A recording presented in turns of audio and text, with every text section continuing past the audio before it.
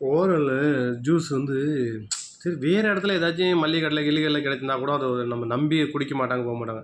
ஏன்னா எங்கள் வீட்டில் நிறைய குடிப்பாங்க, எங்கள் பசங்க நிறைய வாங்கி கொடுத்துருக்கும் போயிருக்கோம். இந்த உடம்பு டயர்டுக்கு அது இதுக்குன்னு வாங்கி கொடுத்துருக்கும் போயிருக்கோம், குடிச்சா நல்லா இருக்குன்ட்டு.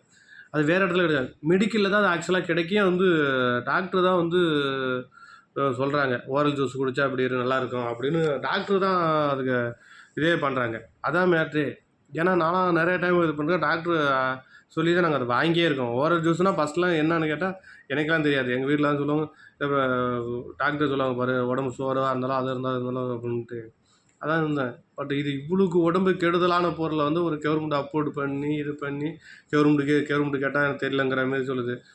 செத்த பார்த்தா எவனுமே தெரியலங்கிறது தான் என்ன கதையாங்கிற மாரி தான். பாருங்கள் எத்தனை ஆயிரம் கோடியே போய் எவ்வளோ பேர் இதனால் பாதிக்கப்பட்டு போயிருப்பாங்கன்னா அது இன்னும் கணக்கே பண்ண முடியாது. ஏன்னா ஓரல் ஜூஸ் வந்து இன்னும் நிறைய ஓரல் ஜூஸ் இருக்குது, இன்னும் விற்கிது. முடிஞ்ச அளவுக்கு ஓரல் ஜூஸ் பற்றி இப்போ நம்ம வீடியோ எடுத்து போடுறோம், நம்ம வீடியோ போகிறத ஒரு 400 பேர் 500 பேர் பார்க்குறது பெரிய விஷயமா இருக்கும்.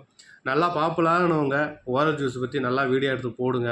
அது நல்லா சர்ச் பண்ணி பார்த்துட்டே கூட எடுத்து போடுங்க, தப்பு இல்லை, எடுத்து போடுங்க. இனிமேல் வரும் மக்கள் யாரும் ஓரல் ஜூஸ் குடிக்க வேணாம் அப்படிங்கிறதுக்காக வேண்டுகோள்.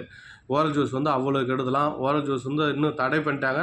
பட் இருந்தாலும் வந்து நிறையா பிராண்டு இருக்குது. ஓரல் ஜூஸில் நிறையா பிராண்டு, எல்லா பிராண்டுமே நோக்கிட்டு தானா உடம்பு கெடுதானதானா. அதனால் வந்து வீடியோ இது பண்ணி போடுங்க, கொஞ்சம் பாப்பலாக ஒன்றாங்க போங்க எல்லாம் போடுங்க. பட் நான் என்னால் முடிஞ்ச அளவுக்கு நான் போடுறேன், நீங்கள் நிறையா போடுங்க. ஓரல் ஜூஸு இனிமேல் யாருக்கும் குழந்தைங்களுக்கோ வீட்டில் யாருக்கும் வாங்கி தர விலை வச்சுக்காதீங்க.